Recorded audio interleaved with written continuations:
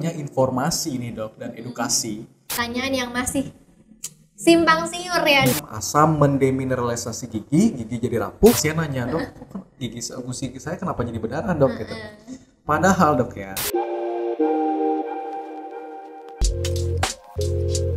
membahas seputar kesehatan gigi di masyarakat dikemas secara ringan dan santai, informatif dan edukatif, berdasarkan pengalaman dan realita di praktek dokter gigi. Bersama saya Dr. Gigi Indra Wangsa dan saya Dr. Gimo Renata di Tanya Dokter Dokter Gigi.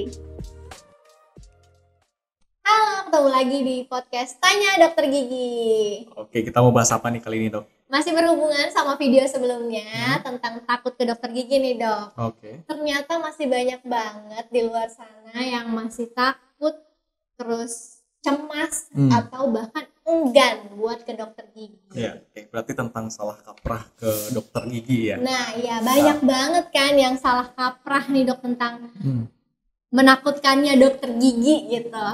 Ya, jadi salah kaprah ini dok ya disebabkan oleh kurangnya informasi dan edukasi dok tentang kesehatan gigi yang akhirnya membuat seseorang itu cenderung mengabaikan kesehatan gigi.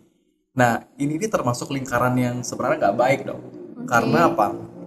Kurangnya informasi nih dok dan edukasi lalu mengakibatkan masyarakat itu salah kaprah, takut atau cemas atau enggan ke dokter gigi. Lalu akhirnya berujung dengan pasien atau masyarakat mengabaikan kesehatan giginya. Nggak datang ke dokter gigi gitu ya. Ya, akhirnya menjadi kesehatan gigi itu menjadi lebih buruk. Akhirnya apa? Ujung-ujungnya seperti yang biasa kita bahas dok. Iya. Biaya lebih mahal lagi yang keluar, waktu lebih banyak lagi yang keluar, capek. Akhirnya apa? Semakin takut lagi ke dokter gigi, semakin enggan lagi ke dokter gigi. Jadi itu benar-benar lingkaran yang sebenarnya nggak baik dok. Maka dari itu, tugas kita nih sebagai dokter gigi di zaman sekarang, terutama kita nih dok, kita buat podcast ini sebagai media komunikasi dok, ya, yang bertujuan untuk meluruskan informasi, memaksimalkan edukasinya, agar masyarakat kita memiliki kesehatan gigi yang baik. Itu tujuan utamanya dok, gitu. Iya, setuju banget sih dok.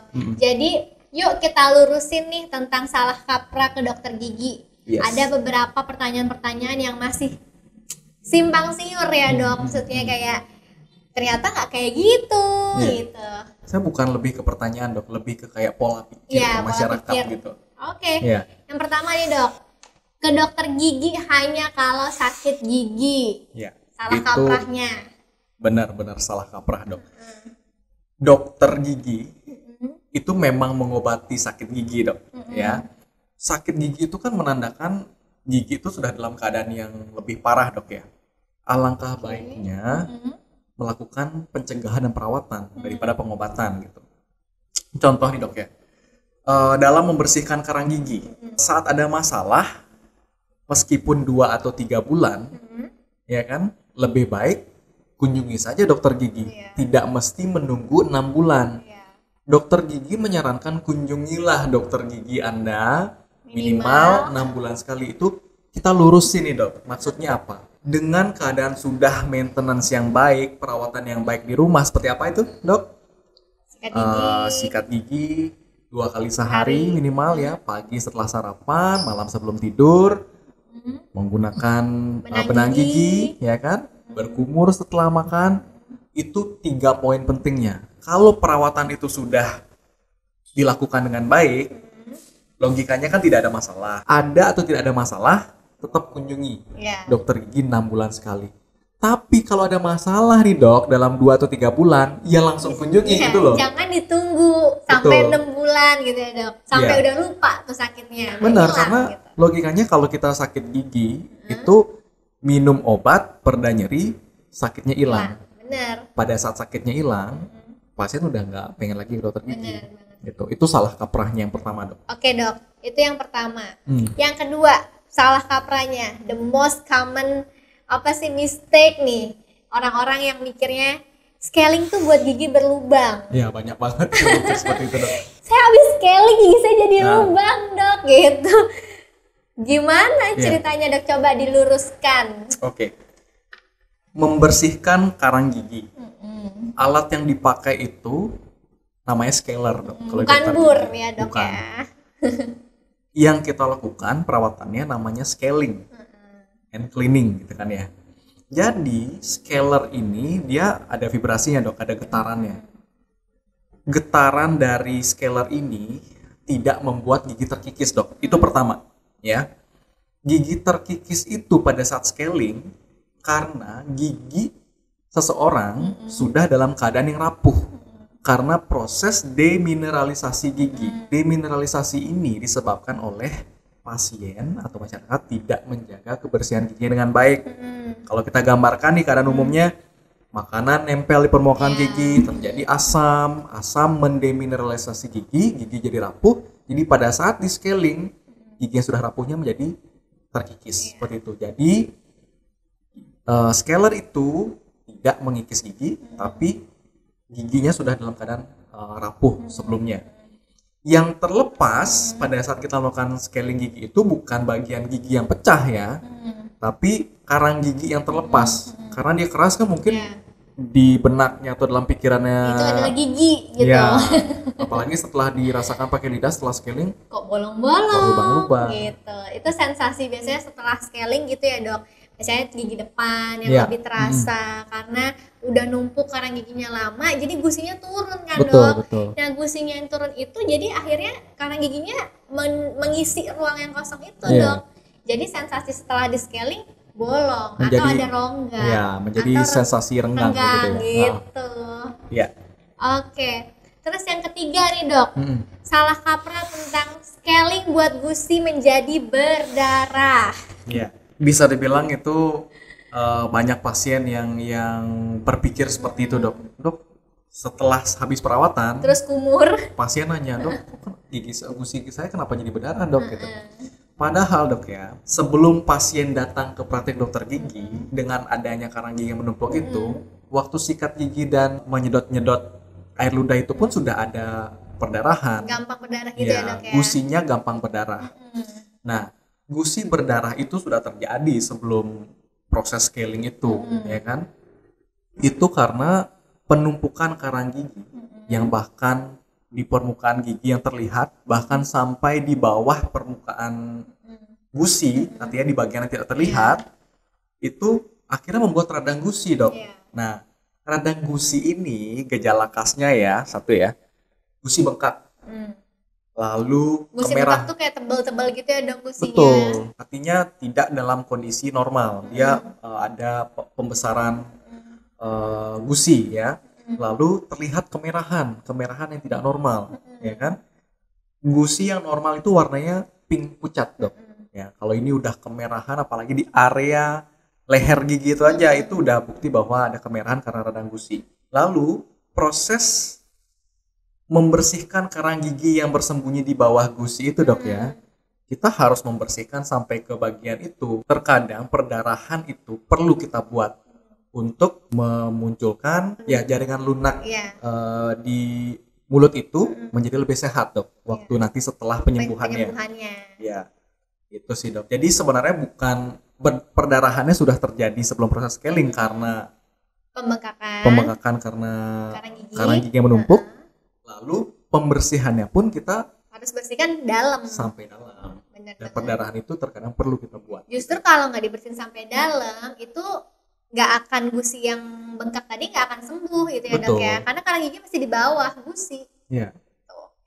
Betul. Jadi gitu ya guys, bukan karena scaling menyebabkan gigi berdarah. Selanjutnya, ini juga paling sering yang orang pikirkan. Tidak sakit artinya tidak ada lubang. Iya. Gitu. Itu Salah. salah besar. gitu Salah kan ya. besar. Oke, terus terang, Dok, di podcast ini saya semangatnya beda nih, excitednya ingin meluruskan sesuatu yang belum lurus di masyarakat gitu. Bener dok. Karena bukan kita capek memberi penjelasan ke pasien ya, tapi lebih ingin kita sebarluaskan lagi. Bener banget. ya. Karena kalau pasien kan cuma one by one ya dok ya. Betul. Ini mudah-mudahan dengan topik podcast kali ini setidaknya Lebih banyak. meluruskan kesalahpahaman itu, akhirnya pasien tuh jadi lebih tidak enggan ke dokter gigi untuk mencari informasi, mendapat edukasi untuk merawat kesehatan giginya. Nah, menjawab pola pikir yang seperti tadi, tidak sakit artinya tidak ada lubang. Itu salah besar, Dok ya. Karena lubang gigi tahap awal itu tidak akan ada keluhan apapun. Betul banget. Apa artinya tidak tahap awal? Lubang gigi itu baru mencapai lapisan pertama gigi, yaitu email kita. Emailnya. Jaringan terkeras gigi itu sendiri, bahkan itu belum ada ngilu atau keluhan apapun, Benar Dok. banget. Lebih dalam lagi dia, itu akan mungkin sensasi ngilu saat minum dingin, Akan manis. betul. Nah, jadi itulah alasan melakukan cek rutin, Dok, ke dokter gigi. Iya. Untuk apa? Deteksi dini. Iya, Ya. pencegahan sebelum semakin dalam. Ya. Jadi kalau ada lubang di tahap awal, semakin awal ditangani, semakin mudah.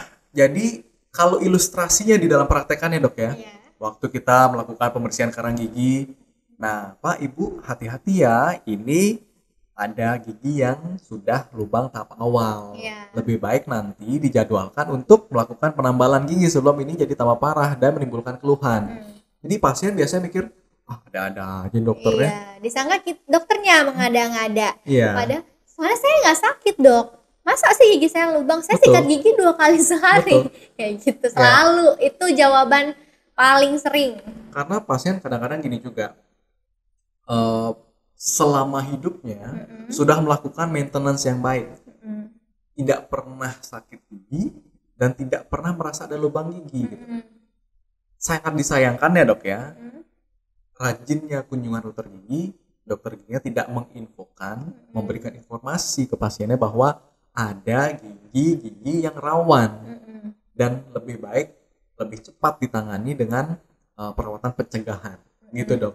Jadi dengan podcast ini dia lurus dulu tuh, ya salah pahamnya.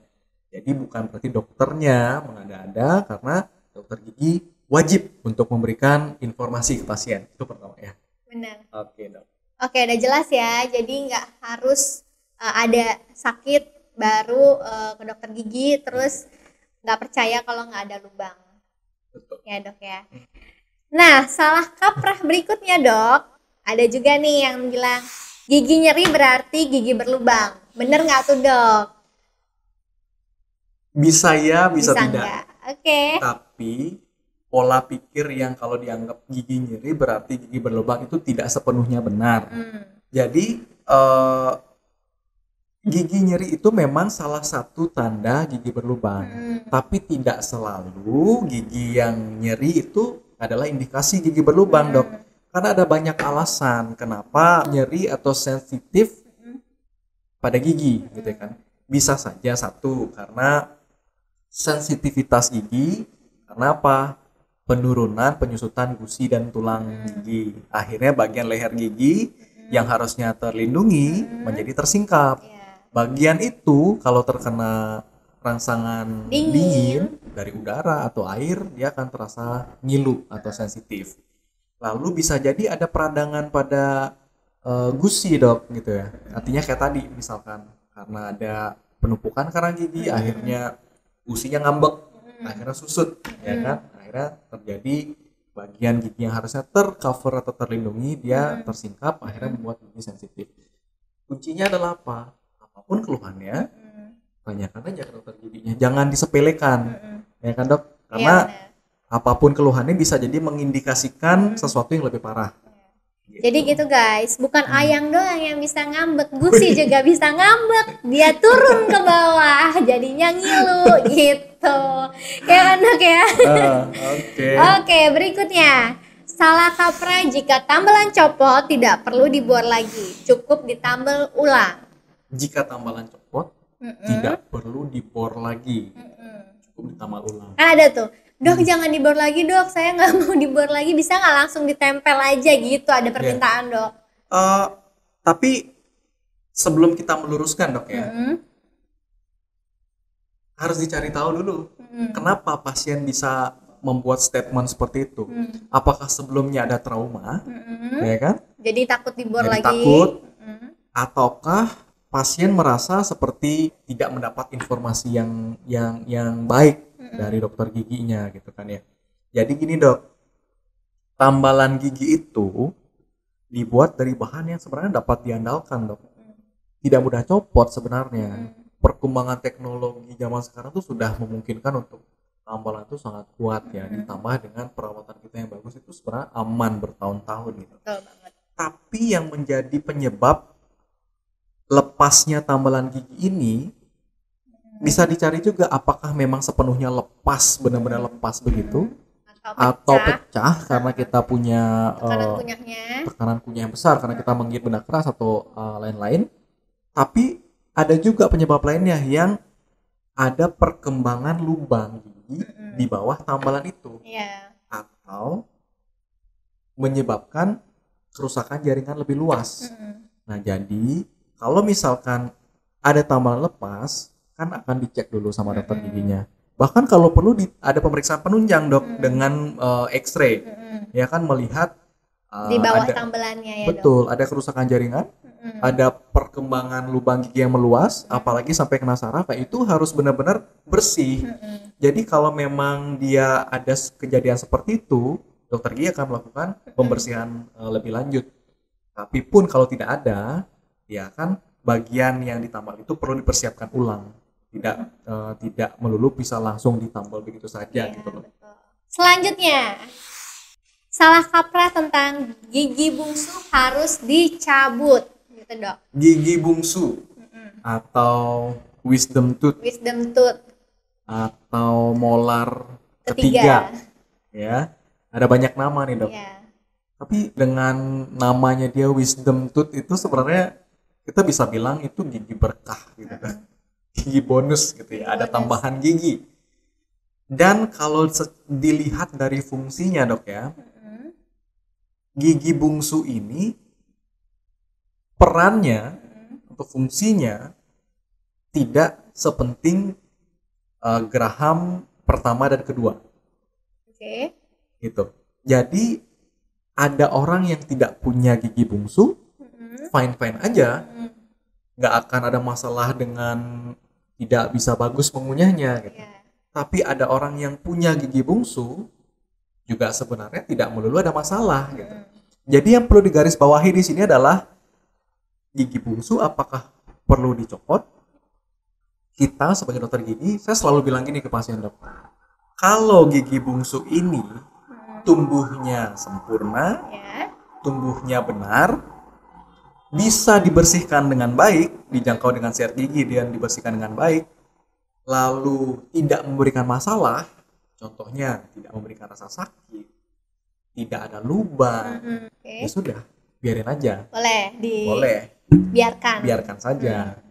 Tapi kalau gigi bungsu sudah mulai ada masalah, sudah mulai bikin masalah nih dok, misalkan tumbuhnya miring, jadi makanan gampang nyangkut di sana, susah dibersihkan, apalagi sampai ada lubang, apalagi sampai sakit gigi, artinya usaha dokter gigi untuk menyelamatkan gigi geraham bungsu itu dan uang yang dikeluarkan dan waktu yang dikeluarkan pasien, menurut saya tidak sebanding dengan fungsi dari atau peran dari gigi bungsu itu sendiri. Jadi makanya kita sebagai dokter gigi sering bilang kalau ada masalah, cabut saja. Terjawab kan dok ya? Benar banget, udah jelas banget sih dok. Jadi kalau ada masalah dicabut, kalau enggak dan tumbuh sempurna, ya udah dibiarin aja, gitu ya dok. Dirawat dan disikat sampai belakang. Betul. Jadi kalau menjangkau gigi paling belakang itu sebenarnya tidak selalu gigi yang kepala sikatnya besar, bulunya banyak itu menjadi yang terbaik. Makanya sesuaikan. Iya, sesuai dengan kebutuhan. Betul. Kalau rahangnya kecil, opening mulut juga tidak terlalu besar. Nggak apa-apa, pilih sikat gigi yang kepala sikatnya lebih kecil supaya bisa menjangkau sampai belakang dan seluruh permukaan. Oke, selanjutnya dok, ada salah kaprah tentang hindari perbaikan gigi susu. Jadi mentang-mentang gigi susu ya udah dibiarin aja gitu dong. Nanti kan numbuh lagi gitu. Nah, itu salah besar ya. Terutama untuk orang tua ya, parents ya. Jadi mari kita luruskan dok. hindari Karena perbaikan. orang tuh udah takut duluan denger anaknya nangis ke dokter gigi gitu kan. Udah kayak udahlah nanti juga tumbuh lagi gitu biasanya dok. Sebenarnya kalau bahas gigi susu Banyak ya dok. anak-anak panjang banget dok. Nanti kita lanjutin ke segmen berikutnya ya dok ya. Kita punya segmen khusus nanti Ya. bahas tentang kesehatan gigi anak ya. Kita akan buat video berikutnya gitu. Tapi ini dok, salah kaprah ini dulu nih, perbaikan gigi susu. Jadi lubang di gigi susu dok ya, apapun penyebabnya nih dalam masa pertumbuhan si anak, selama masih punya gigi susu, kadang kan ada resiko lubang gitu dok. Lubang pada gigi susu ini dok ya, kalau tidak ditangani akan menimbulkan peradangan atau akan membahayakan gigi permanen. Contohnya misalkan lubang gigi susu yang tidak terawat dengan baik, lalu menimbulkan abses atau ada nanahnya karena infeksi, itu akan membahayakan, mengganggu pertumbuhan dan perkembangan gigi permanennya. Jadi parents tolong jangan sepelekan lubang pada gigi susu. Baru kita berpikir dia akan digantikan lagi permanen, jadi tidak seperti itu ya. Nah, jadi misalkan lubang ini tidak dirawat dengan baik, keadaannya menjadi lebih parah, lalu berakhir dengan pencabutan gigi susu sebelum tumbuhnya gigi permanen, belum waktunya nih dok misalkan, Masih jauh gitu ya dok benih gigi Betul. permanennya. itu akan mempengaruhi nanti perkembangan dari susunan gigi. Iya. Ilustrasi nih dok ya, anak tumbuh gigi permanen itu misalkan mulai dari umur 6 tahun, Iya. terutama gigi-gigi seri depan ya, Gigi depan. bawah dan atas 6 sampai 7 tahun. Lalu karena si anak tidak terkontrol makan makanan yang tidak sehatnya, orang Terus? tua juga tidak memaintain kebersihan giginya, akhirnya lubang. Oke. Lubang gigi akhirnya lebih parah dan tidak dirawat, berujung akhirnya pencabutan. Misalkan si anak waktu itu umurnya Masih 4 tahun. masih 4 tahun. Padahal tumbuhnya gigi permanen tuh di umur 6 sampai 7 tahun. Kan masih panjang nih dok waktunya. Udah 2 tahun lagi. Jadi pencabutan gigi itu, gigi lain yang tersisa akan bergerak Iya. mengisi ruangan yang kosong dok. Benar banget. Nah, jadi menutupi space untuk tumbuhnya gigi permanen. Akhirnya apa? Gigi Miring. permanennya tumbuhnya ke arah luar. Iya. Tidak Atau ke arah sesuai dalam. posisinya. Ya, tidak sesuai dengan lengkung gigi yang benar. Akhirnya salah satunya tuh seperti yang gigi berantakan, gigi gingsul, itu salah satu penyebabnya dok. Ya, gitu. Oke, kurang lebih gitu ya moms and dad. Jadi ayo diperhatiin gigi anaknya. Jadi kalau masih lubangnya kecil-kecil, ayo ditambal. Nah, Sekalian pengenalan sedini mungkin ke dokter gigi ya Betul. dok ya. Nah, pertanyaan terakhir tentang salah kaprah. banyak ya salah kaprahnya. Banyak juga ternyata. Ini masih yang paling sering aja ya dok ya yang salah kaprahnya. Nah, terakhir nih dok, calon ibu dilarang ke dokter gigi. Tunggu nanti aja selesai lahiran gitu. Ini juga kadang dilema sebagian besar masyarakat juga ya dok ya. Kalau andaikan saja informasi dan edukasinya berjalan lancar gitu kan, atau artinya sebelum orang menikah dan akhirnya hamil gitu, dengan punya informasi dan edukasi yang baik, jadi mereka akan melakukan check up dulu gitu kan ya. Atau misalkan pada saat mengunjungi dokter kandungannya, berdiskusi untuk persiapan kehamilan, kadang apa gitu ya, apa sebenarnya kita sesama tenaga medis juga saling ngingetin. Betul, jadi kayak biasanya nih yang rawan dalam masa-masa kehamilan itu misalkan kayak Gigi. pemeriksaan gigi gitu kan, cek dulu dokter gigi dan lain-lain, terutama gigi yang ada hubungannya sama kita nih dok. Pemeriksaan gigi sebelum kehamilan itu penting banget dok. Sebelum kehamilan ya, penting. Sebelum pas lagi program nih, aku mau program nih, misalkan punya anak tahun ini, misalkan gitu ya dok ya. Nah itu juga salah satunya diprogram juga ke dokter gigi gitu nggak sih dok? Setidaknya ke dokter gigi itu untuk check up. Check up aja ada masalah yang besar apa enggak gitu ya dok? Untuk deteksi dini dok, dan untuk mencegah ada masalah gigi saat kehamilan. Kenapa? Karena seandainya nih misalkan sudah hamil, lalu memiliki masalah gigi, misalkan kayak gigi sakit karena wisdom tooth-nya atau gigi bungsunya tumbuh, gigi sakit karena lubang, gigi sakit karena atau gusi sakit karena penumpukan karang gigi, ya kan? Jadi kadang kita sebagai dokter gigi juga dilema, dok, mau melakukan perawatan, dia sedang hamil, lalu kita melakukan perawatan. Nah itu misalkan pencabutan atau penambalan, kita melakukan pembiusan, berarti memasukkan obat. Lalu sakit gigi sudah ada infeksi lebih parah, berarti kita harus resepkan antibiotik dan obat lain. Itu kan apa ya?